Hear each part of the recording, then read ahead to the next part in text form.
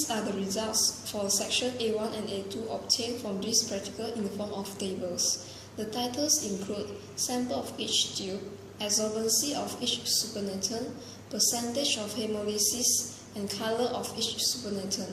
The absorbency of each supernatant is measured by using spectrophotometer as shown, while the percentage of hemolysis can be calculated by using the formula absorbency of supernatant divided by absorbency of supernatant from the tube treated with distilled water times 100.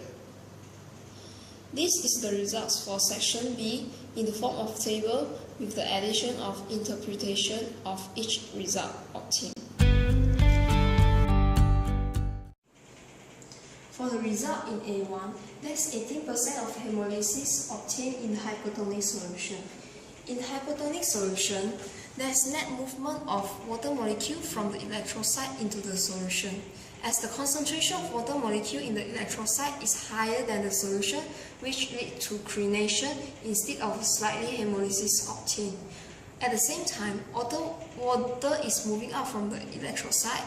The hemoglobin will remain in the electrocyte because the electrocyte membrane is not permeable to hemoglobin. There's 11% of hemolysis obtained in the isotonic solution. There should be 0% of hemolysis obtained as there's no net movement of water molecule between electrocyte and solution. The rate of water moved in the electrocyte is equal to the rate of water moved out to the solution. There should be no change in the cell volume. However, hemolysis still occurs due to the shaking of content in the tube too vigorously, which leads to the rupture of electrocyte, causing the release of hemoglobin to the solution. Distilled water acts as a positive control. There is 100% of hemolysis of electrocyte. The ionized distilled water does not contain any solute or other mineral ion other than water molecule. This made the distilled water to be hypotonic to the electrocyte as the cytosol inside the electrocyte is higher. Therefore, the solution is red in color, which is the result of the release of hemoglobin from the electrocyte. In hypotonic solution, there's 94% of hemolysis. Hypotonic solution contains less concentration of solute and high concentration of water molecule compared to electrocyte. As a result, water will move in from the solution to the electrocyte through osmosis down concentration gradient. The electrocyte will swell and the membrane become more permeable to the hemoglobin. Therefore, the hemoglobin will move out from the electrocyte to the solution, causing the solution to be red in color. Graph 1 shows that as the concentration of sodium chloride increases, the percentage of hemolysis in red blood cell decreases. Addition of sodium chloride solutes into solution will decrease the concentration of water. This will later decrease the net influx of water molecules into RBC down its concentration gradient until there is zero net movement of water molecules. The point of lysis is the point when RBC begin to undergo hemolysis. This is indicated in the graph by the first point of drastic difference in percentage of hemolysis, which was 0.45% sodium chloride. From this, we can infer that concentration of sodium chloride that are less than 0.45% are hypotonic toward the RBC. The red color of supernatant becomes darker as the sodium chloride concentration decreases. This indicates that the concentration of sodium chloride are more hypotonic to the erythrocyte. We could also infer that concentration of sodium chloride solution that are more than 0.5% to be hypertonic to the RBC. Clear solutions with red precipitate are observed as no hemolysis occur. First 3 tube consists of red blood cell with 300 milliosmol of sucrose, glucose and sodium chloride respectively. The solution that we obtain from all these tubes are clear.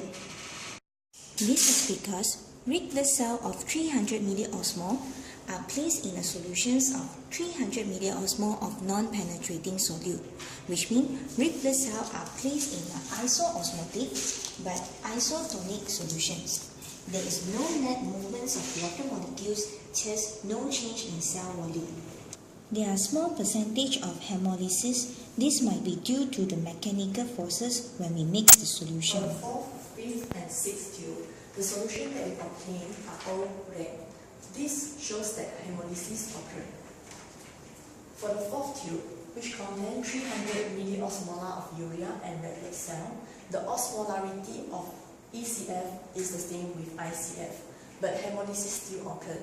This shows that urea is not taken into consideration in water movement, so we can deduce that urea is penetrating solutes.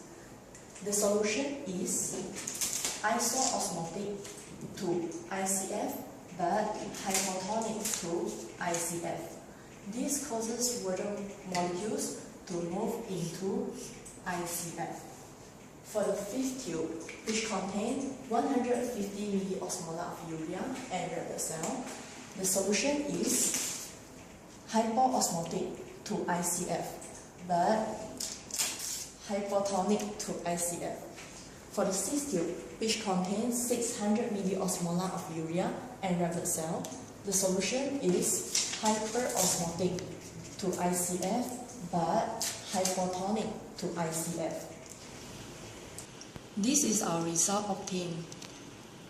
The lower the concentration of water molecules inside the cell, the higher the osmotic pressure. This can explain why percentage of hemolysis in solution containing 150 milliosmolar of urea is lower than the others. And this also explains the result of higher hemolysis in tube containing 600 milliosmolar of urea. The seventh test tube consists of 300 milliosmol of urea and 300 milliosmol of sodium chloride together with 300 milliosmol of red blood cell. Since urea is a penetrating solute, only the non-penetrating NaCl will be taken into considerations in terms of tonicity. So, this solution with a total of 600 milliosmol of solute is hyperosmotic but isotonic to the ICF. There will be zero net water movement, thus the cell volume remain unchanged. No hemolysis occur as indicated by the result of clear solution with red precipitate. The result of 25.49% of hemolysis might due to the erythrocyte burst when we mix the solution with blood. For section A1, we can conclude that hemolysis only occur in hypertonic solution, but not in isotonic solution or hypertonic solution. For section A2, we can conclude that percentage of hemolysis is inversely proportional to the concentrations of sodium chloride. For section B, we can conclude that tonicity depends not only on the number of particles but also on the nature of the solute.